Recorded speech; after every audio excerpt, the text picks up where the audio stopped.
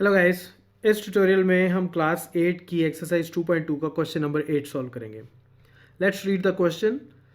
3 consecutive integers. Okay, सबसे पहली चीज़ 3 consecutive integers, ये मैं बड़ी डिटेल में पिछले एक सम में आपको समझा चुका हूँ। कंसेक्यूटिव इंटीजर्स किसको बोलते हैं, तो डिटेल में अगर समझना हो तो जो लिंक मैंने टॉप राइट कॉर्नर में डिस्प्ले किया है उसको ज़रूर देखिएगा। फिर भी मैं बताता हूँ कि ये आपकी एक रियल लाइन है, तो रियल लाइन के ऊपर 0 1 2 3 4 and so on 5 and -1 -2 -3 and so on.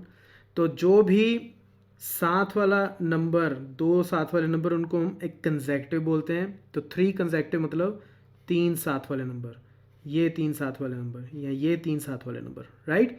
तो कंसेक्यूटिव इंटीजर्स को हम लोग x+1 और x+2 लिख सकते हैं, राइट। x की वैल्यू कुछ भी हो सकती है। अगर x की वैल्यू 1 है तो ये हो जाएगा 1 2 3। अगर x की वैल्यू 6 है तो ये हो जाएगा 6, ये हो जाएगा 7 और ये हो जाएगा 8, right. Now 3 consecutive integers are such that when they are taken in increasing order, तो ये इंक्रीजिंग ऑर्डर हो गया कि पहले x आया, फिर x+1 आया, फिर x+2 आया। This is my increasing order. और इस तरफ को क्या है, decreasing order. And multiplied by 2 3 and 4 respectively. Respectively का मतलब ये है कि सबसे पहले वाले को 2 से मल्टीप्लाई करो, उससे आगे वाले को 3 से, और उससे अगले वाले को 4 से। They add up to 74। अब इसको हम यहाँ पे लिखने की कोशिश करते हैं फिर से पढ़ के। 3 consecutive integers are such that when they are taken in increasing order, तो इंक्रीजिंग ऑर्डर यानी कि सबसे पहले मैं x लूँगा, फिर मैं लूँगा x+1 और फिर मैं लूँगा x+2, तो इंक्रीजिंग ऑर्डर हो गया। एंड मल्टीप्लाइड बाय 2 3 एंड 4, इसको मल्टीप्लाई किया 2 से, इसको मल्टीप्लाई किया 3 से।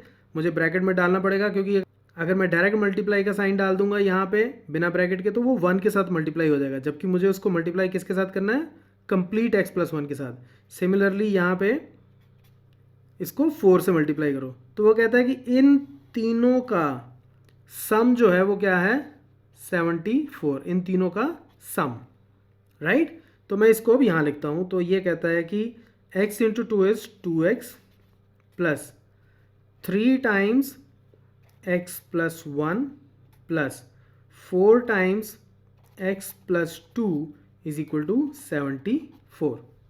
ठीक है, तो पहले को 2 से मल्टीप्लाई किया, दूसरे को 3 से, तीसरे को 4 से। तो अभी अब इसको सॉल्व कर लेते हैं। Find these number. So all we need is we need the value of x। हमें x की वैल्यू फाइंड आउट करनी है। दिस इंप्लाइज 2x प्लस, इसको ओपन करो, 3x प्लस 3, 3x से भी मल्टीप्लाई होगा और 1 से भी होगा। 4x से मल्टीप्लाई होगा तो 4x, 4 2 से मल्टीप्लाई होगा तो 8 is equal to 74। This implies, अब x वाली टर्म्स को आपस में ऐड कर लो और नॉर्मल टर्म्स को आप आपस में ऐड कर लो। तो 2x plus 3x is 5x, 5x plus 4x is 9x, plus 3 plus 8 11 is equal to 74। This implies 9x is equal to 74 minus 11। 11 इधर प्लस था, उधर जाके ट्रांसपोज किया तो उधर जाके क्या हो गया, -11। This implies 9x is equal to 74 minus 11 is 63। This implies x is equal to 63 divided by 9 which is equal to 7, right. So x मेरा कितना आ गया, 7। So x is 7 and now let's find the numbers. So what is my first number?